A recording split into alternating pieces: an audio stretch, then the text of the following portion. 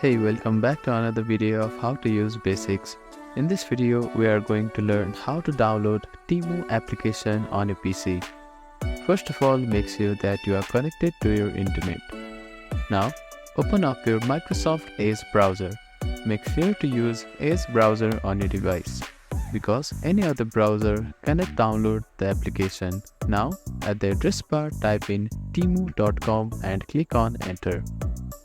After that, you may need to verify. Now you will be directed to official homepage of Temu. At the top right corner of your screen, you can see 3 dots. Click on it, or you can also click Alt F on your keyboard. Now hover your mouse to Apps tab and you can see Install Temu button. Click on it. Now again click on Install button. After that, you need to allow here. So that is how you can download Temu application. You can also find the application on your start. Simply click on it to use the application.